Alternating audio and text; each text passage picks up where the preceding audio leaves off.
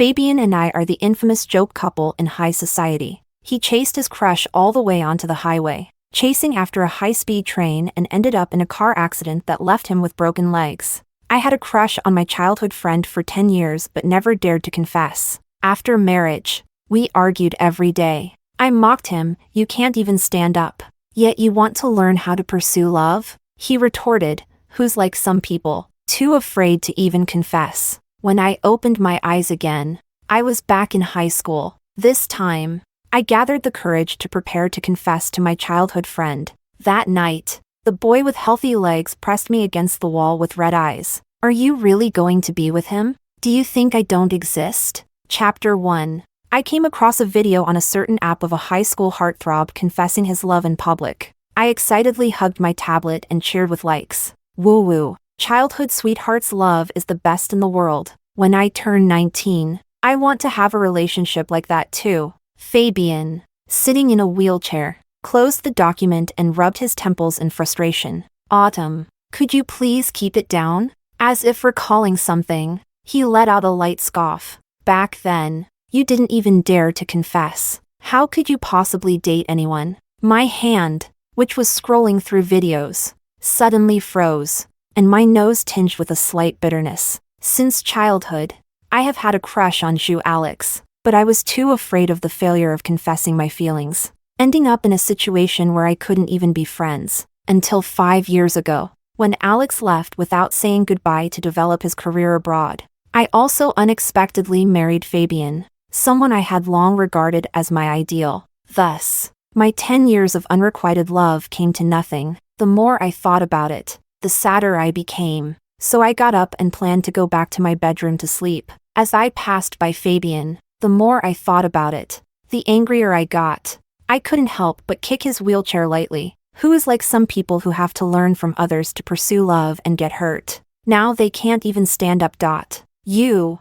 Fabian instantly turned pale with anger. In the 3 years since I married Fabian, we have found each other unbearable except in bed. I left him speechless, and my mood instantly brightened. Even sleeping became a bit more pleasant. Chapter 2. I don't know how long I slept, but my arm seemed to be gently nudged. I frowned, my tone irritated. "Fabian, can you please not bother me tonight?" Suddenly, bursts of laughter came from beside my ear. "Ha ha ha, Autumn, you must have dozed off in class, right? It seems that the school internet rumor is true. She really likes the academic god Fabian and is going crazy over him. Yeah, I cried like that a few days ago. And today I'm talking nonsense again. Class? School internet? What the hell?" I groggily opened my eyes and saw Fabian in a school uniform. A blush crept across his fair face. It wasn't until the moment I was thrown out of the classroom to stand in the hallway as punishment that I vaguely realized I seemed to inexplicably have traveled through time. I've returned to my student days 10 years ago. The setting sun bleeds in the sky, and the sound of reading fills the classroom. Through the window glass, I looked at Fabian's healthy legs under the desk, and the clean white shoes on his feet that were coming apart. Who would have thought that this impoverished, quiet boy would one day become a decisive and influential figure in the business world? Chapter 3. The first thing I did after coming back, of course, was to happily hug the big guy. Even if I can't hug the big boss, I can at least boost my favorability. At noon, while having lunch in the cafeteria, I sat directly across from Fabian. The young man raised his pitch-black eyes, meeting my gaze. "Is something wrong?" I took out my phone, opened the school internet, and pulled up a post. Push it in front of Fabian. The school beauty Zoe confesses to the academic god Fabian, while Autumn seems to be heartbroken, crying her eyes out on the grass nearby. The internet comment section has built up hundreds of floors. In the morning, memories from high school became increasingly clear in my mind. The first thing that comes to mind is this inexplicable post. I don't know which mischievous alumnus came up with such a bizarre title. With such a rich imagination, why not write a novel? During that time in my senior year, the pressure of studying was immense. So after school, I would go behind the teaching building to feed stray cats. Over time, it went from being wary of me to actively rubbing against my pant leg. Later, that cat was poisoned and died. I couldn't help but cry out loud when I buried it. I was completely unaware that someone nearby was confessing their love. The girl who confessed is my arch-nemesis, Fabian's lifelong crush, Zoe. After marrying Fabian, I heard from his personal assistant that Fabian had a car accident while chasing the high-speed train for love when he learned that Zoe was going abroad to get married. Even in a coma at that time, he was still calling out that name, Zoe. But I know Zoe better than anyone. She has a pure-looking face. Yet she loves to see the poor students fight over her. Privately, she even said in front of her friends, "Seeing these poor people sinking step by step because of me always gives me an indescribable sense of achievement." After explaining the internet event, I was dry-mouthed and took a shallow sip from the mineral water on the dining table. Fabian, however, had a blank expression, making it impossible to tell whether he believed me. After a long time, he finally spoke calmly. "Oh, you're drinking my water." Me. Chapter 4. Fabian is really short on money, and I have plenty of money. I hired him at a high salary to help me with my homework after school. I deliberately avoided Zoe every day. This time, I don't want to see Fabian break his leg again, just because I married him. Even though he doesn't love me and often bickers with me, he has never treated me poorly. Knowing that I married him just to save my dad's soon-to-fail company, I still agreed without hesitation. After arriving at the library, Fabian seemed a bit unwell. His long eyelashes drooped lazily, and his slender fingers gently rubbed his brow. I opened the book and asked curiously, "Do you like the girl who confessed to you that day?" Fabian looked down, his emotions unreadable. "Why are you asking this?" I shook my head and opened my pencil case. "It's nothing. I just wanted to tell you, no matter how much you like her, you must always put your own safety first." I guess it's advice for Fabian. Fabian's dark eyes were calm, as if he didn't understand what I was trying to say. In that moment, I inexplicably felt a surge of a rather despicable emotion within me. Perhaps in my eyes, Zoe isn't a good person. But what if in Fabian's heart, Zoe is worth everything to him?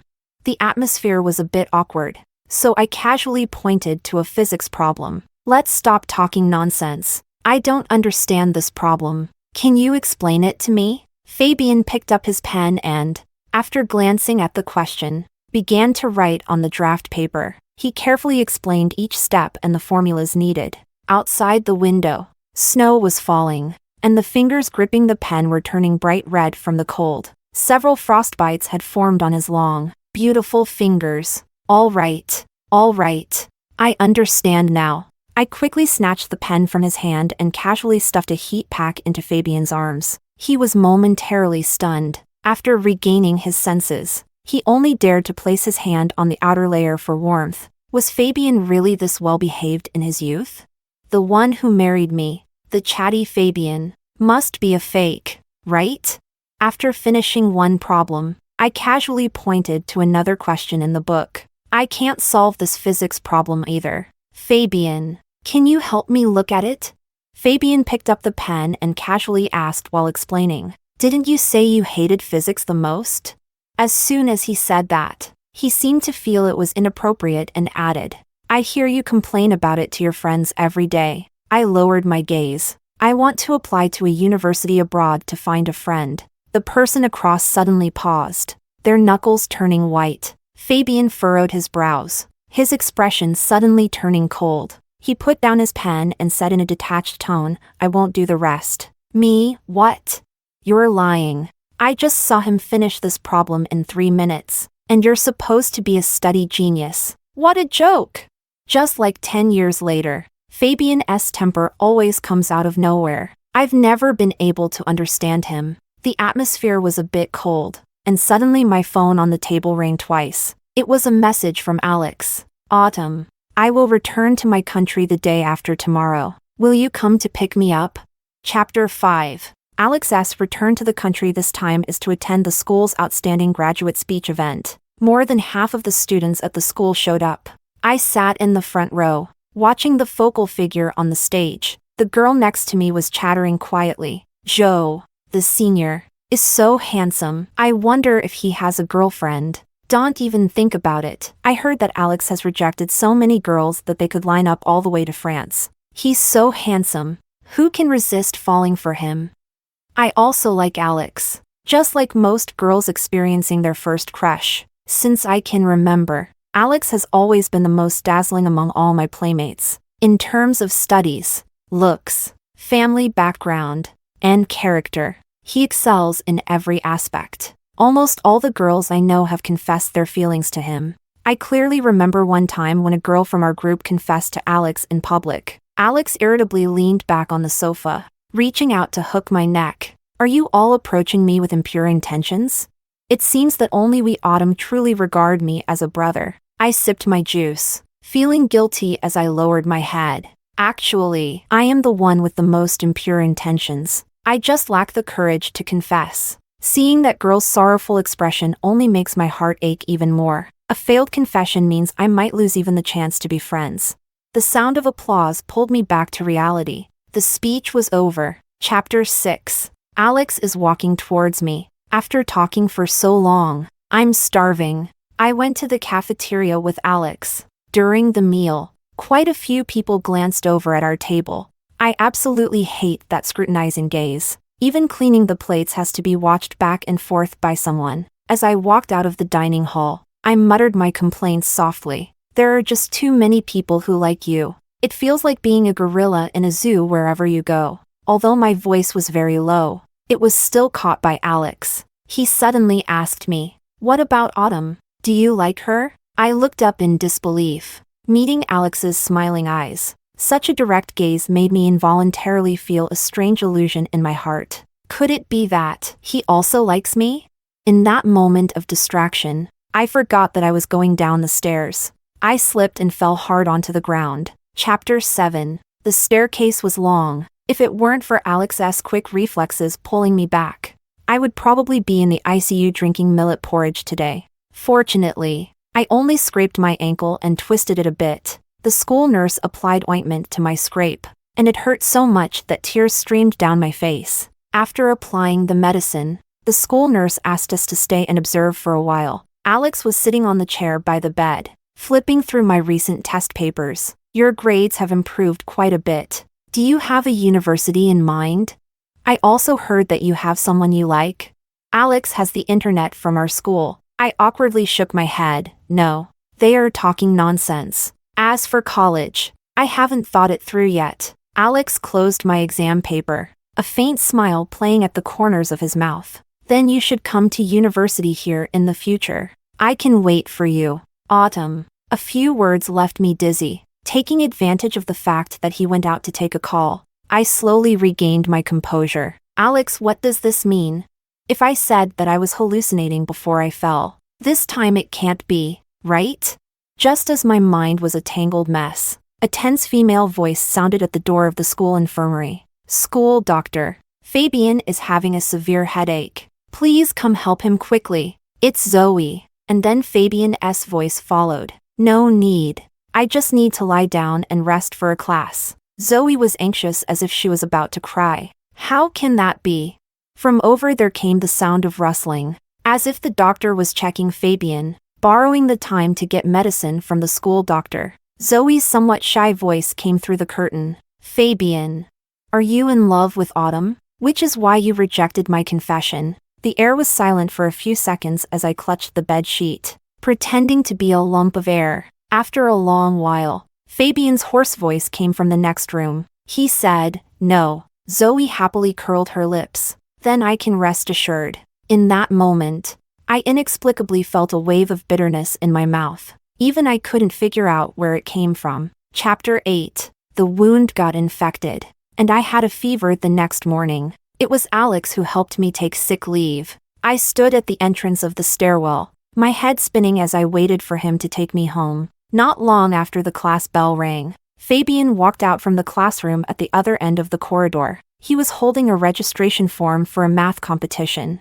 I lowered my gaze, staring blankly at the white bandage wrapped around my ankle. Suddenly, a tall shadow enveloped me. Fabian's clear and crisp voice sounded from above. The final exam is coming soon. Do you need me to come to your house after school to help you with tutoring? I looked up, My voice hoarse. No need. Thank you. Just then, Alex came out of the principal's office holding a leave request. He supported me as we walked forward, going in the opposite direction of the person standing behind. I think, if we could start over, we probably wouldn't have any more intersections, right? I hope he could take in what I said to Fabian earlier. Chapter 9. After the new semester, the teacher rearranged the seating. Choose seats based on final exam scores. Fabian was the first one chosen. He walked into the classroom and went straight to his original seat. The seats in the classroom are arranged on the right side by the window. When it was my turn, I chose the rightmost seat in the third row by the window. Looking over, I saw rows of cherry blossom trees in the courtyard. When they bloom in late March, they will definitely look beautiful. Since then, I haven't taken the initiative to speak to Fabian more than a few words. All I heard was that he won another award in the math competition at the recognition ceremony. This year's school recommendation quota belongs to him alone, but after receiving the competition prize, he still participated in the college entrance examination. He willingly gave his reserved spot to another student. Maybe he wants to go to the same university as Zoe, but none of this matters to me anymore. Chapter 10. On the day the college entrance exam ended, I truly felt like I had been given a second chance. The bell rang, and the wind of freedom rushed towards me. I walked out of the examination room, watching the female classmates rush towards their boyfriends, their faces beaming with happiness. It was then that I vaguely realized, have I really never been in a relationship and just married Fabian? Autumn. Over here, Alex was standing not far away, loudly calling for me along with my family. I suddenly remembered, in the 2 days before the college entrance examination, my deskmate started practicing divination. She said, Autumn, this month is favorable for love. The success rate for confessing is as high as 80%. Is this the heavens reminding me to make up for future regrets? Then I should boldly try it once, regardless of the outcome. Chapter 11. The result was that my deskmate Alice and I went out to let loose for several days after the college entrance examination, only to remember that I needed to confess. It was still Alex who took the initiative to message me. Are you free to go out tonight? No, I have a high school reunion tonight. Message me after the party ends. I'll come pick you up. Okay. At night, the excitement was palpable. I specially put on makeup and wore a black princess dress that I just bought yesterday while shopping with Alice. It was a style I had never tried before. When I arrived at the private room, the party had already started. I casually found a corner to sit down. Alice bounced over from the crowd, playfully bumping my shoulder. Oh my God, I knew you would look great in that dress. Usually, when you wear your school uniform, you look like an ordinary good girl. Who knew you had such a good figure? Don't say you're going to confess to that guy. I'm almost in love with you. You still haven't told me if that person is from our class? The more she spoke, the more excited she became, and many classmates around looked over. Keep your voice down. I hurriedly covered her mouth and made a gesture. In my panic, I glanced around and unexpectedly locked eyes with Fabian, who was sitting in the corner not far away. Doesn't he usually not attend these kinds of class gatherings?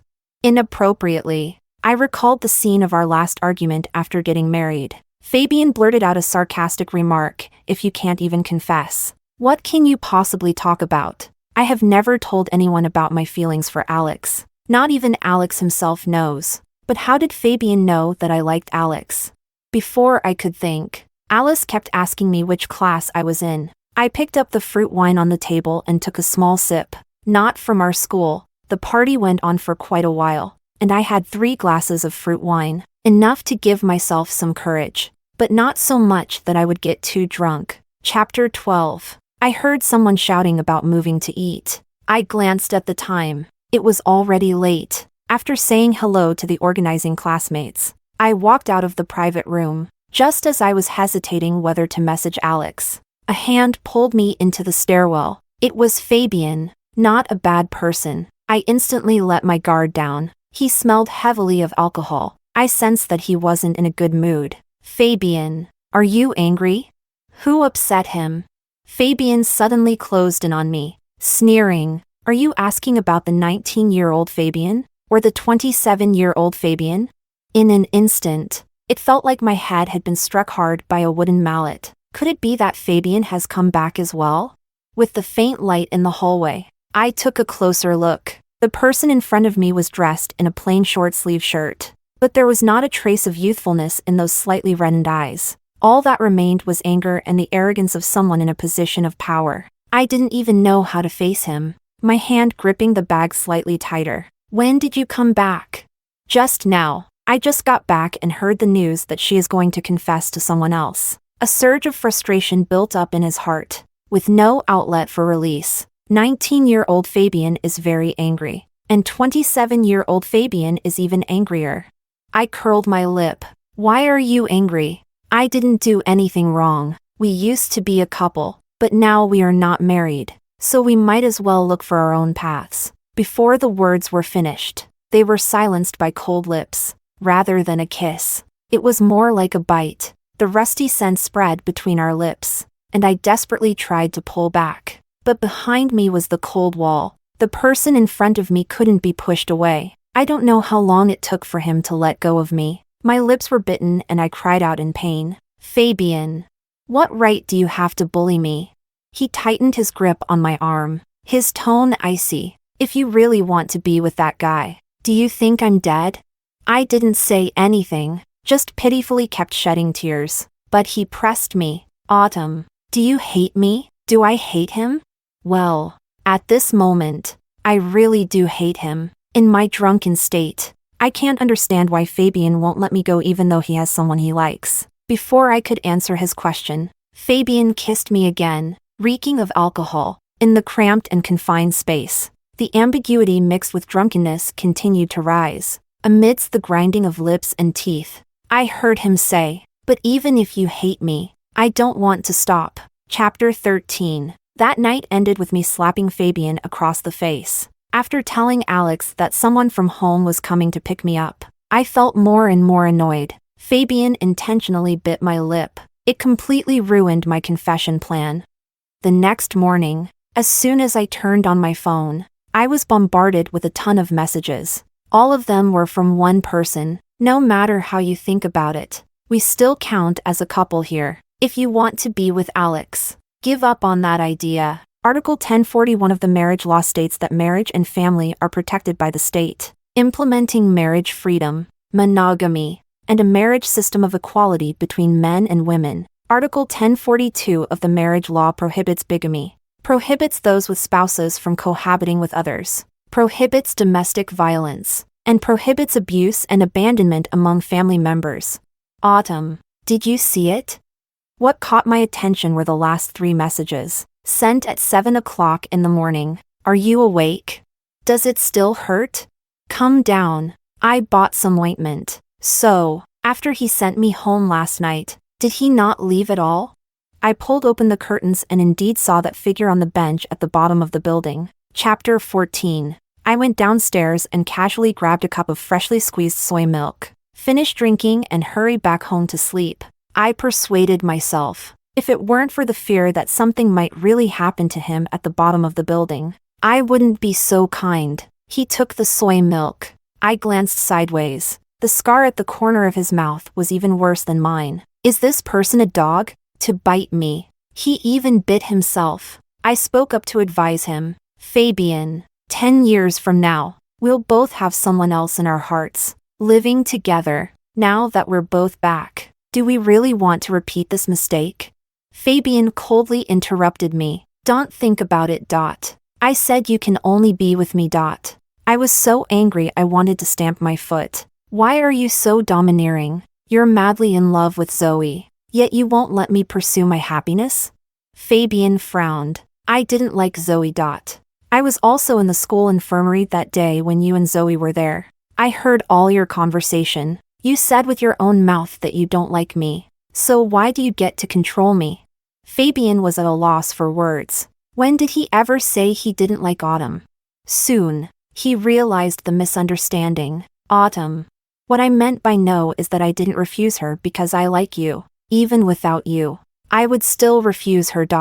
At that time, I had a terrible headache and didn't want to say much. If I had known you were here, I would have said everything. Going around in circles is giving me a headache. Who would believe you? I pouted, got up, and prepared to go home for a nap. Autumn. Fabian called out to me. I stopped.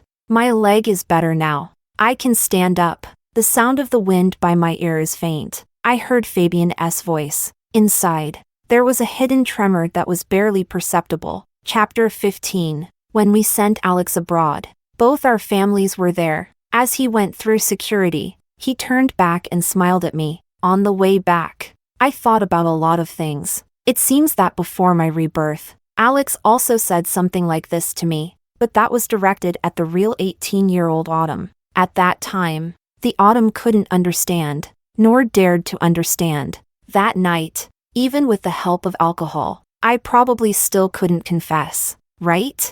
Even if I returned to high school, my mindset is no longer that of an 18 or 19-year-old girl. The 18-year-old Autumn would feel her heart race and want to be with Alex when she saw his face. But the 26-year-old Autumn would instinctively consider a lot of things. For example, Alex has ambitions that reach far abroad, aiming to make a great career, whereas I don't want to stray too far from home. My ambitions aren't very lofty. In his spare time, he enjoys rock climbing and other thrilling sports like racing. I, on the other hand, prefer to stay at home and tend to my flowers. His gentle nature is outwardly visible, but inside lies a hidden ruthlessness. I, however, am quite the opposite.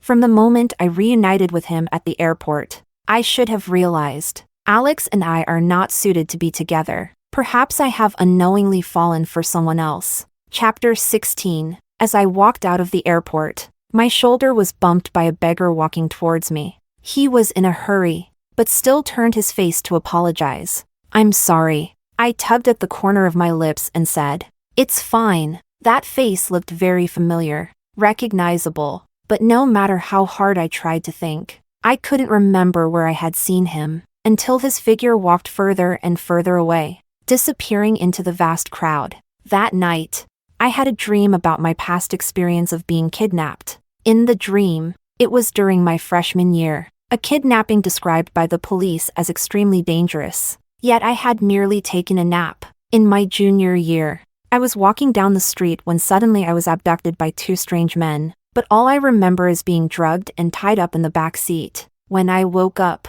I was lying in the hospital, completely unharmed. The police stood by my hospital bed, explaining to my parents that the situation was very perilous. Those two criminals were fugitives who had been on the run for 5 or 6 years, and recently they had come under police scrutiny again. They wanted to kidnap someone as a hostage in an attempt to escape once more, and I am just the unlucky hostage. If they found out the escape plan had failed, they would definitely kill me without hesitation as a scapegoat. Fortunately, their car had an accident on the road, resulting in one dead and one seriously injured. They were captured by the police on the spot. The angle of the crash was quite tricky, just right so that the rear seat suffered the least damage. So I was completely unharmed. Just as I was secretly relieved, the scene in my dream suddenly changed. In the kidnapper's car, I was tied up in the back seat, unconscious. The kidnapper in the passenger seat nervously glanced at the car's rearview mirror.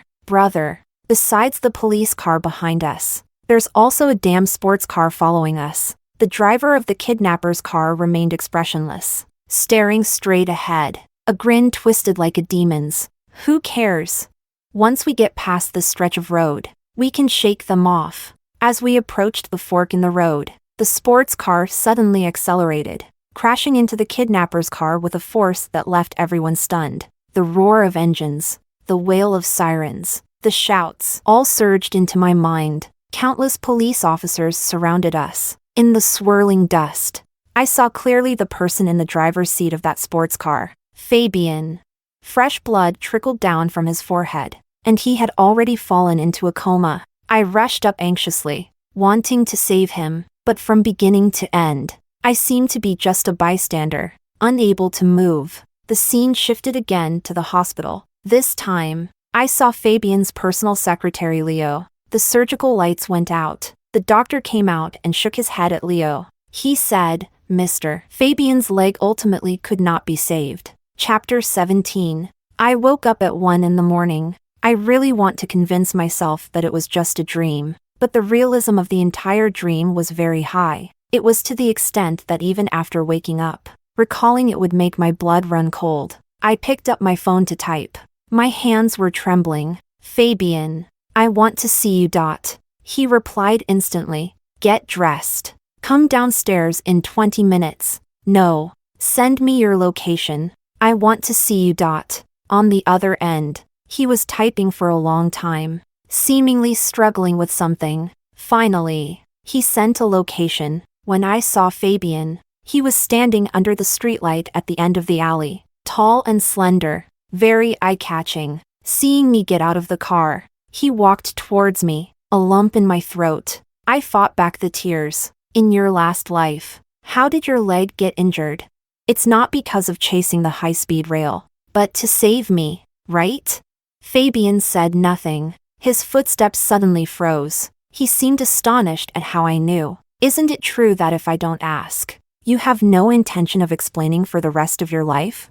This time, he did not hesitate. Yes. I was so angry that my eyes turned red. Yet I didn't know how to speak. After not knowing how long we had been in a stalemate, Fabian suddenly frowned. He pulled me forward, and my feet felt as if they were filled with lead. Exceptionally heavy. Fabian pressed me to sit on a bench by the roadside. Sit down first. He took out a bottle of floral water from his shorts pocket. I lowered my gaze and noticed several large welts on my calves from mosquito bites. He squatted down and carefully applied it for me. My nose felt even more sore, and I asked him, "Why do you carry this with you?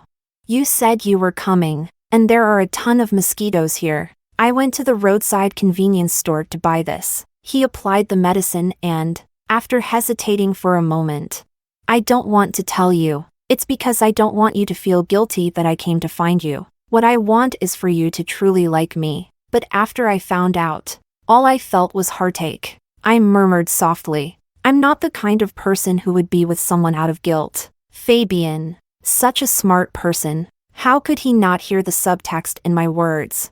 From my angle, I could just see his flushed neck. A long silence. When the silence became a bit tense for me, Fabian finally put down the bottle of floral water. He is sitting next to me. The results will come out the day after tomorrow. Which university do you want to go to? I haven't thought it through yet, but this time I want to study medicine. Fabian thought seriously for a moment and quickly locked onto his goal. Let's go to University C. It's close to home, and there are suitable majors and universities for both of us. Chapter 18. After the grades were released, I scored more than 40 points higher than I estimated. I successfully got admitted to the best medical school at C University. On the first day of college, it was Fabian who took me there. He started school 2 days later than I did. Fearing that a future incident of being kidnapped by bad people might happen again, Fabian directly bought an apartment near our university. If there are many classes, he stays in the dorm. If there are few, he goes home to rest. Even though I knew he had an incredible business talent, I was still surprised to learn that he earned enough money to buy a house in just one summer. On the way to school, I sat in the passenger seat, stealing glances at him from time to time. Fabian was wearing a black shirt today, slightly revealing his sexy collarbone, which made his jawline look even sharper. I pressed my dry lips together. I felt that something was off. Fabian, are you trying to show off like a peacock today? At the red light, Fabian turned to look at me. I used to dress like this at home, didn't I? I recalled, and it seems that indeed I did. Fabian is a shirt enthusiast. More than half of his wardrobe consists of shirts, mostly in black and white. Maybe it's because I've gotten used to his high school outfits. But how did I never notice before that Fabian was this good-looking? Entering the campus, he pulled the suitcase with one hand and held my hand with the other. He only left after finishing everything. As expected, that afternoon, the person most sought after on the campus forum is him. Aw, he's so handsome that I want to have his children. I recognize him. He's my brother's sister's husband. When I scrolled by, I casually forwarded the post to Fabian. You really attract a lot of people, don't you?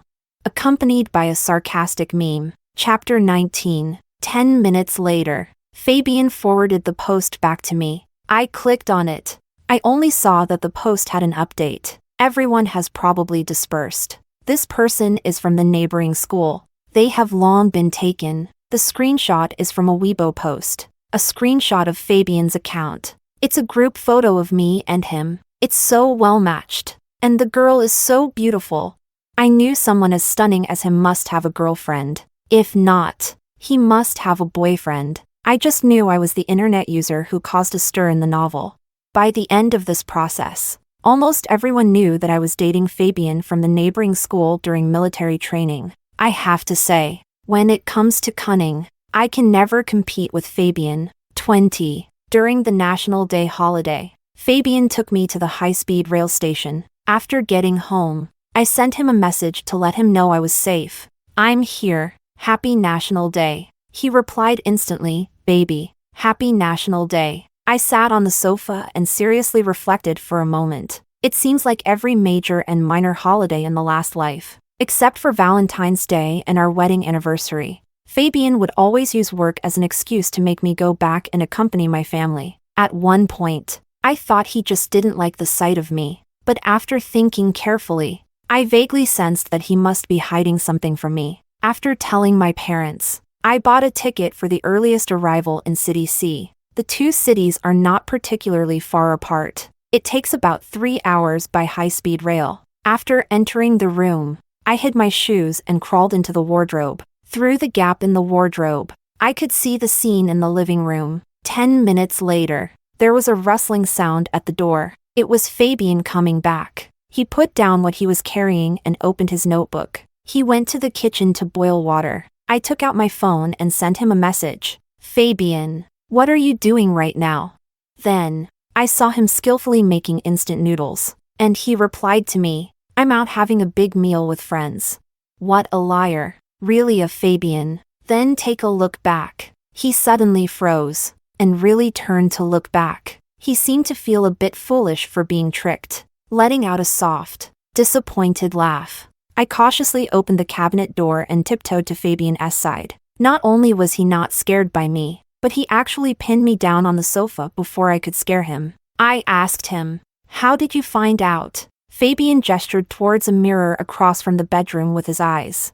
Why didn't you ever celebrate holidays with me before? Fabian's smile was very forced. I grew up in someone else's home, and I moved out to live on my own in middle school. I haven't really celebrated any holidays, and I was afraid you would find it boring to celebrate with me. A humble person loves cautiously. I swallowed the bitterness that surged in my throat. Then why don't you go out and have dinner with friends? But instead, I am working at home, so busy that I don't even have time to cook. Autumn, I can't wait to marry you.